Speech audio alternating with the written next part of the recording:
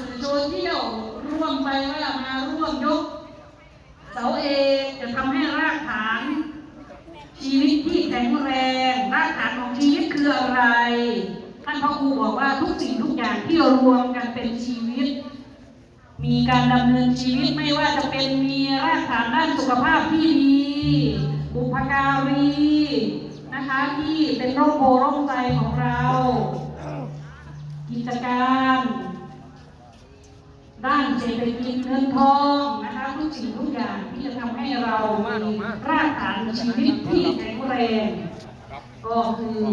ได้ร่วมพิธีงานบุญทำบุญยกเสาเอกในวันนี้นั่นเองนะคะ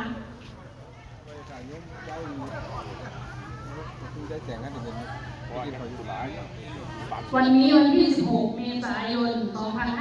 2568 วันนี้เป็นวันพุธค่ะแล้วก็วันนี้อีกวันหนึ่งก็เป็นวันสำคัญก็คือเป็นวันดีหวยจะมาบอกที่หรือเปล่าวันนี้จะมีหรือเปล่าสาธุครับผมงามมากครับผมก็ลองวิเคราะห์พิจารณาดูนะคะ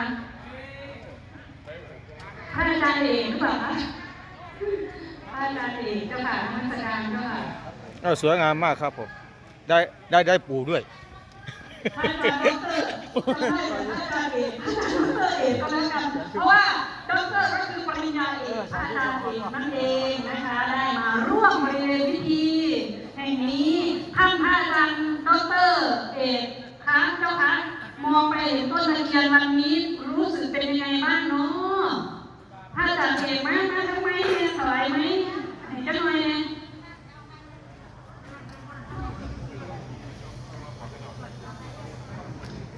ถวายไมค์กับพระอาจารย์ดร.เอกหน่อยค่ะพระอาจารย์เว้าสุวรรณนี่ค่ะมีรู้สึกจังใดเนาะโยมนางเบิ่งนี่ปราบปลื้มน้ำตาคลอเด้ขอถวายความเคารพพระครูชินวงศ์วิวัฒน์ด้วยความเคารพครับขอเจริญพรโอ้เสียงคุณครูกับว่าแต่ว่าเสียงอาตมาเสียงอีกเสียงหนึ่งเด้อโยมเด้อวันนี้เป็นวันที่หลายๆคนคาดหวังว่ารุ่นตั้งแต่ตั้งเสาเอกเลยคือเอียงไปทางนี้เนาะ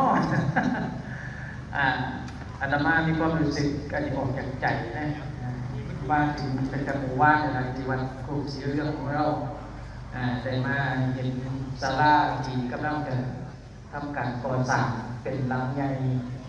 ถ้าเข้าไปดูในบริเวณละแวกของอำเภอโนนสังก็ถือว่าเป็นศาลาการประเรียนที่มีขนาดใหญ่